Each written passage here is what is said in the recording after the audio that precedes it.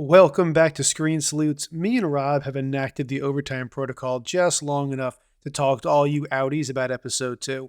We're going to follow up on some of our thoughts and theories from episode 1 to see what panned out and what didn't, and then turn our attention to all those lies in episode 2, one pineapple at a time. So, Rob, last week we thought the new MDR team may have been plants, and like most everyone else who watched the episode, questioned the 5-month time frame.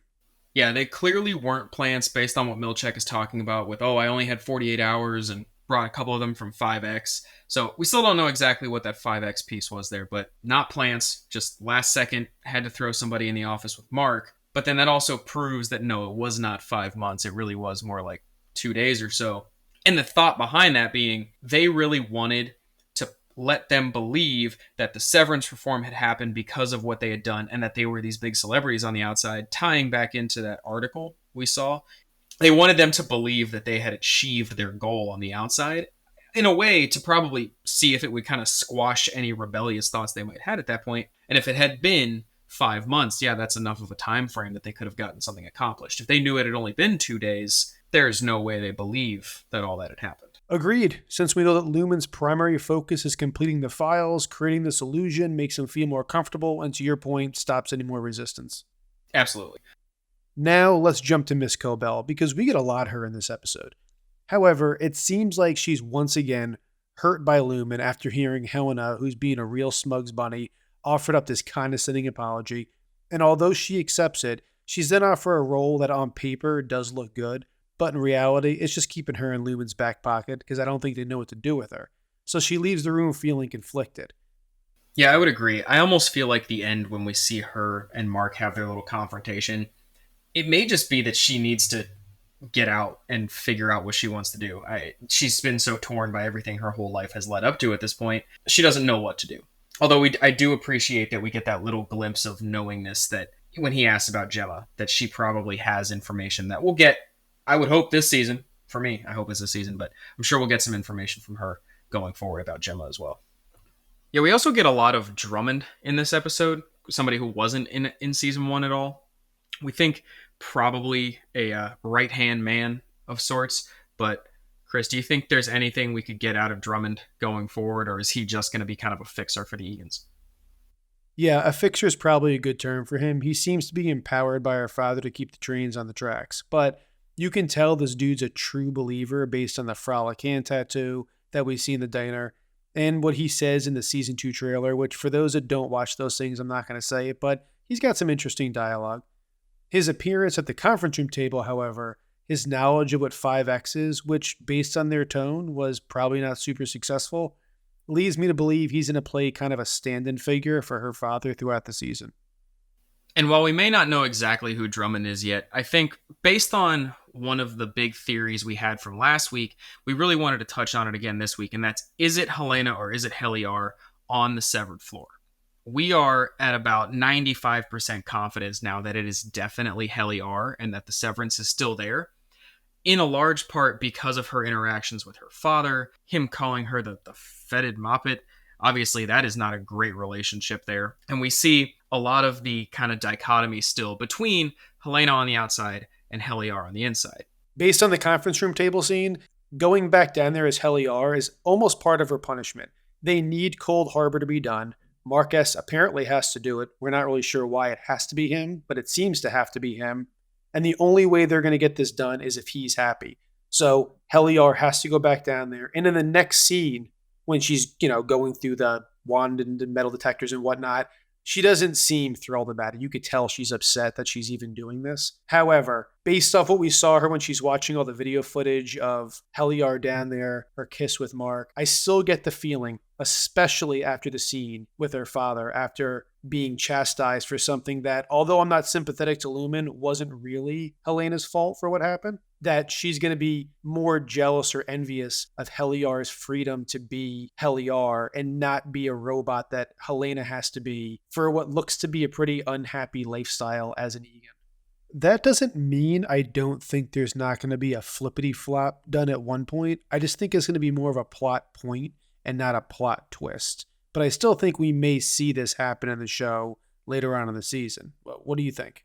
No, I actually Yeah, I actually think at some point we will have Helena end up on the floor because she wants to experience it. She'll find some way to do it where she gets to experience essentially Helly's life because of that jealousy. But they'll tell us when it's happening and it won't be a surprise. Agreed. Now let's move on to Gemma because she comes up more than a few times this episode. The most important piece we learn is that her body was burned, which obviously did not happen to the Miss Casey that we know from season 1. Yeah, I think we kind of agree that there was probably just a faked event, right? They placed a dupe body. I know cloning has been a possible theory that a lot of people have latched onto. We don't think she's cloned. We think they faked her death so that she could, for lack of better phrasing, maybe just be recalled. Yeah, it could very well be possible she's already been severed, and once her task was completed, the switch was made. And maybe Lumen contracts these employees out to complete jobs for themselves that they don't want the public to know about, or for the highest bidder, and when the job's completed, they wipe their mind and upload a new mission to a new city. I mean, if they have a contract with some less than friendly nations or groups, it could be the answer for why they're jumping through hoops to have Marquez finish the Cold Harbor file. But ultimately, this theory suggests that Gemma, after the accident, never made it to the hospital, one way or another. She could have just walked back from the accident for all we know and never actually been affected, and then they had to stage the incident. And what if, here's the next question for you, Rob, was she already severed and Mark was part of the mission? Or did she just kind of link up with Mark and it happened despite the fact that she was on a mission? Boy, I am glad you asked that question because that leads me to what I would say is where I actually believe the show is going to be going as a whole.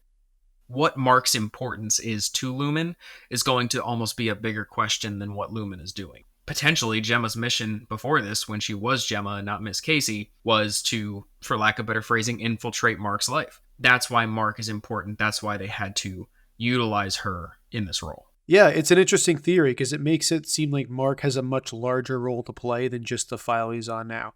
However, in the conference room scene, it did come across like after Mark was done with this file, they no longer needed him around. I'll agree too that the last scene with Miss Cobell did give the impression that Mark plays a bigger role.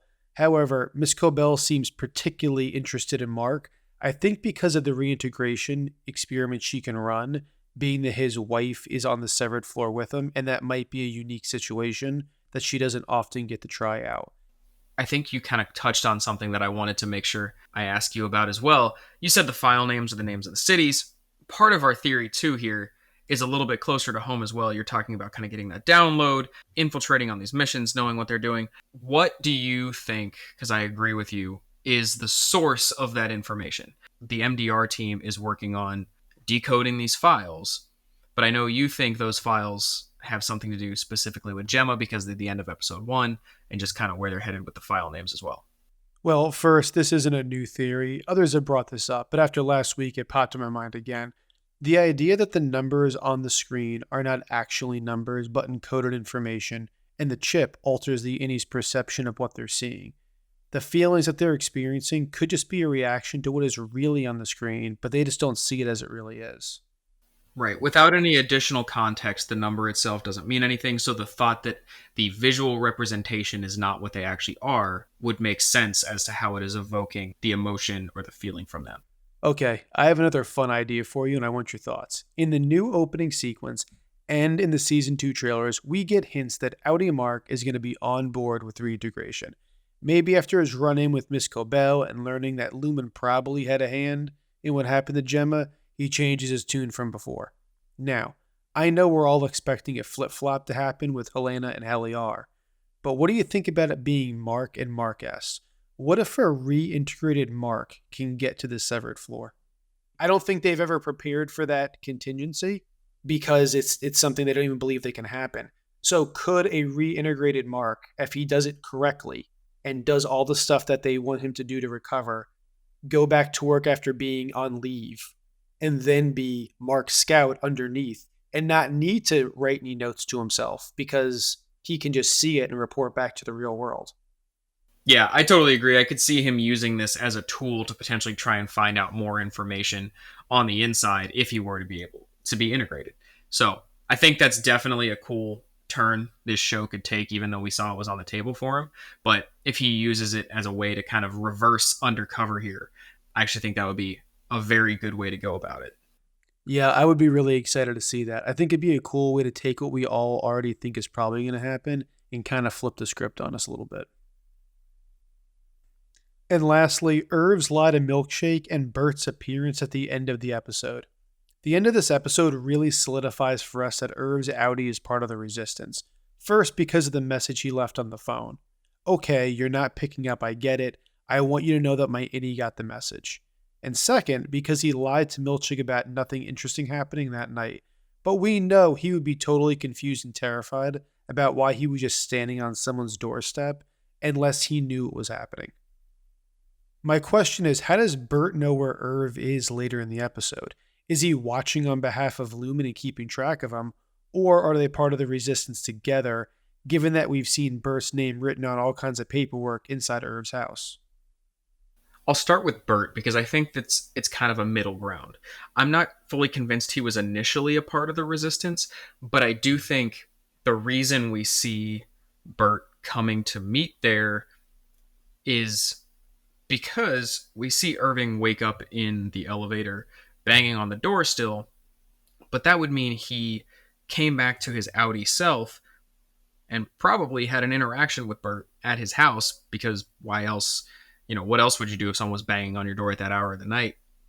But they could have had a conversation that they were meeting up to follow up on after the fact.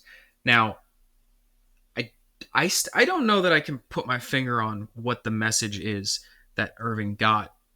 Yeah, 100%. I agree. I can't think of anything from episode 1 that correlates with him getting a message from his outie in episode 2, but we might have just missed something. So if anyone else caught anything, go ahead and drop it in the comments. And I think that, I will say, I think that encounter before that you're talking about, yeah, not that they had a pre-existing relationship, that was the first time they met, but Irving was then forced to give an answer as to why he was there doing what he was doing.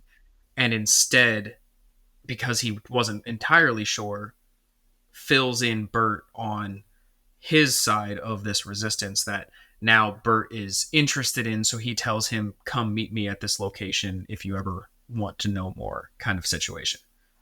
I like that. I like that he might have brought him in. Maybe he was like, hey, if you're curious to know more about this, come see me here. And that answers why. Okay. And that'll wrap up this episode. As usual, we want to hear your thoughts, and if you have a topic we didn't cover, drop it in the comments so we can discuss it further. And if you like what we're doing, let us and the algorithm know by liking and subscribing. It helps out the channel and we really appreciate it. So until next time, stay sleuthy.